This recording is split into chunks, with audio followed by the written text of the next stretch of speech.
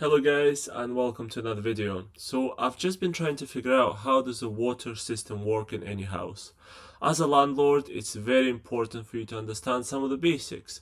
How does the water system, the waste system works? How does electricity work? Some of those little items will just help you plan for any refurbs, any upgrades, etc, etc. So I think it's important to understand. So I'm going to talk you through in basic terms how the water comes into the house, where it comes out, where it goes to, and then that will help you figure out in any future flat what the different pipes are. Sometimes it's complicated because it starts as a certain configuration, and then with time people keep adding more things to it. It ends up being very messy. So sometimes you have to strip it back to basics and redo the system. But in reality, every house has a cold water infeed. So that's a pipe that comes in with cold water into the flat or into the house. You then have what's called a stopcock. So that's the main feed into your flat. You can turn it off or turn it on. That will isolate pretty much all of the appliances and all of the things that use the cold water in your flat. So this is very useful because if you want to do repairs, replacements, you get that closed and you get that sorted. There is also another stopcock outside usually, and that isolates the water to the whole house or to the whole building, whatever it might be. So what that means is that if this stopcock is leaking, or if that's not doing the job as well as it should, then you might have to go outside and isolate, or you might have to get a plumber to go outside, isolate, to warn the neighbours, and then you can quickly replace this stopcock, and then you can work on it more locally afterwards. Usually they're just compression, so they're easy enough. And just to talk through this, you have a pipe coming in. A compression is where you have a pipe. There is an olive, a metal olive that goes on top, and then it just screws in, and as you screw the two pipes together, the olive gets compressed. So with all that compression, all that force, it just grabs onto the pipe in a very solid way, and the water doesn't tend to leak. You also have push fit ones, usually for the plastic pipes. That's where it just clips on, and then there's a system where when it tries to come out, it kind of stops it. So the push on ones are probably the laziest ones, but they also tend to work. And then you've got ones that need to be soldered. So that's where you've got the pipe, you've got the metal attachment goes on top, there's a bit of solder inside, you melt that solder, that stays inside, and that prevent any water from leaking out, and that usually lasts a long time as well. So both compression and solder are very good ways. Apparently push fit doesn't last as long, but apparently it's still a very good technique and very easy to do. So you've got cold water coming in, the stopcock to isolate the water. From there you need to just think, where does the cold water need to be? So it goes into the kitchen first.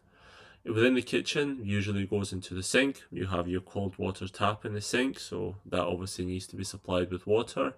It goes into the washing machine, because washing machine needs to be constantly fed with water, because when you turn it on, it just takes as much water as it needs. It then goes into the bathroom. Again, bathroom sink, cold water tap there. The toilet, so the refill. After you flush, for it to refill, you need water, cold water coming in there. And then you've got your bath and your shower. Again, cold water taps on both the bath and the shower need to be supplied. So usually you just have kind of corners and joints and stuff where it goes to different places. And then another one goes to the boiler. So that's where a boiler has, it can be gas boiler, electric boiler, whatever it might be. It's just a device that warms up the water basically. So in there you have the cold water coming in. It can go through a gas-fired heat exchanger, which is where the cold water passes through it and it becomes hot. It can be an electric one. Again, it takes a lot of electricity and warms out the water inside and then takes it out. Whatever it is, it needs a cold water infeed. So that's basically all the cold water that you might need. You might have another cold water feed going outside. If you have an outdoor tap, you might have a few other bits and pieces that are needed, that need cold water, but that's pretty much it. So that is the blue one right here, the cold water. Then the hot water is red.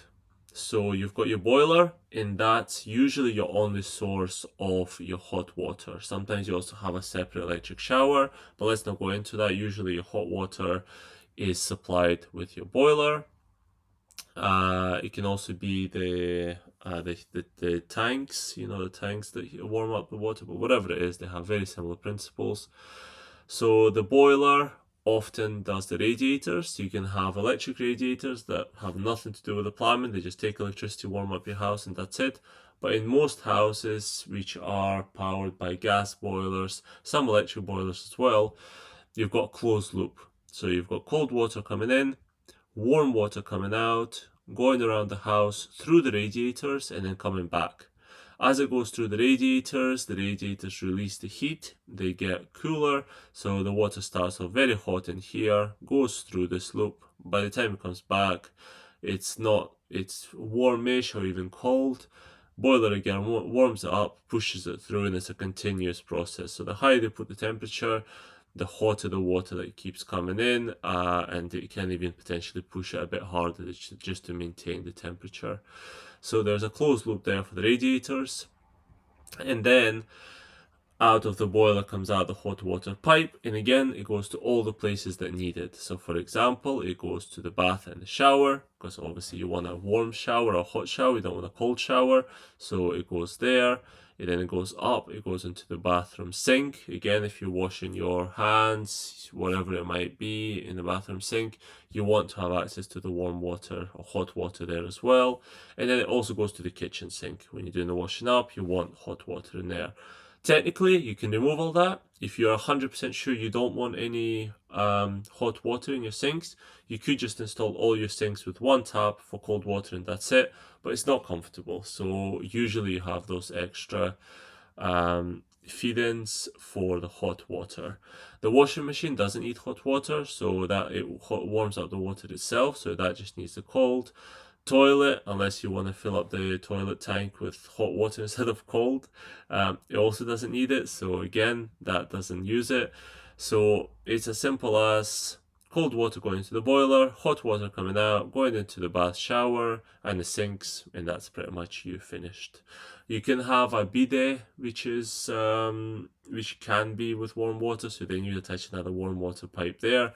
You could take a warm tap outside, a hot tap outside. You might want to be washing your car with hot water, whatever it might be. There could be a few extra bits here, but that's all there is to it. So that's me explaining the cold water going into your house and how that works. Explain the hot water, explain the heating. The only thing that's left is this grey area, and that is the waste. So that is the stuff that's not used, the stuff that comes out the sink, the shower, all of that. Where does that go to the toilet? Well, usually there's quite a big pipe. It can be outside of the house, inside of the house. Big metal pipe, usually quite old in older houses.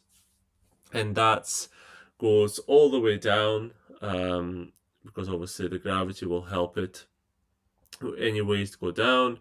And then it kind of goes at an angle with an incline going down outside the house into the main system, the sewage system.